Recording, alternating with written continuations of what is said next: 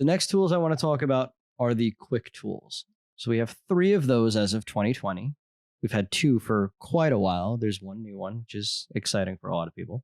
So we're going to start out with the first one, which is the quick selection tool. All right, that's the second one down. So here you go. Quick selection tool. You can hit W to get to these.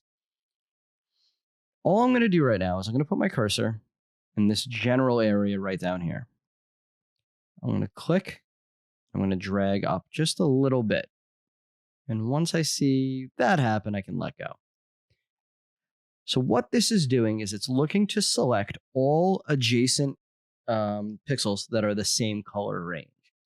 So as I start drawing, it says, well, you're on a white pixel. The pixel next to it's a white pixel. The pixel next to that's a white pixel. I'm just going to keep selecting things, right? I can come over here and I can now click and kind of paint into what I want selected. And that right there might be the easiest way to select the firearm. Is it? Well, kind of. What happens when I try to move this? Can't. In fact, I didn't select the firearm at all. I selected the background. That's not what I want. I need the inverse. So again, luckily Adobe is pretty good at naming things that are relevant up here. So what I can do is go up to select and choose inverse. And now I have the opposite selected. I personally prefer to use the quick key, which is Command, Shift, and the letter I for inverse. Command, Shift, I gets me the opposite. So that is a very easy way to select this firearm. However, it's really only because it's on this plain white background. Let's go to another one that should be pretty simple. Let's click and hold down our selection tool and go to our magic wand tool. This one has a couple of things to take note of. First off, your tolerance up here in your options bar should probably be defaulted to 32, and contiguous should be checked. And we'll see what those are about in a minute. So I'm going to put my cursor somewhere in this general area and click once. And that was pretty easy. I'm going to hold Shift to add to my selection, click over here, adds a little bit more, and I missed that blue. So let me click up there, all while holding Shift. Great.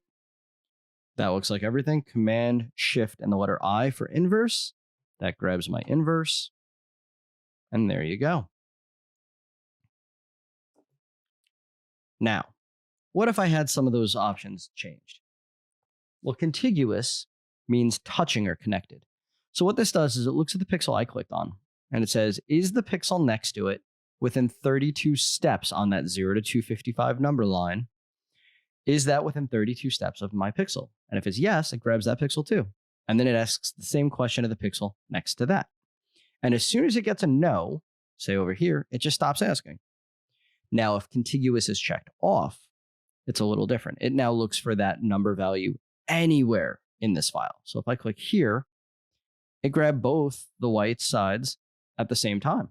Nice and easy. However, if you look carefully, it grabbed some extra stuff in here as well. So this is something I recommend being very careful with. The magic wand tool, people tend to get a little carried away with it. I don't think it's the answer to every solution the way some people do. All right. Tolerance, the lower the tolerance, the more picky it is. So 5 is going to get you less things selected than 50. Okay. And now the last tool, object selections. This is new to 2020. What you need to do with this is basically drag a selection roughly over an object. What it'll do is look at what it thinks you've grabbed. It'll process. It's a little slow. And it'll figure out what's going on in the background. As you can see, doesn't always work perfectly. Let's Command Z. Let's see. What if I grab a little bigger?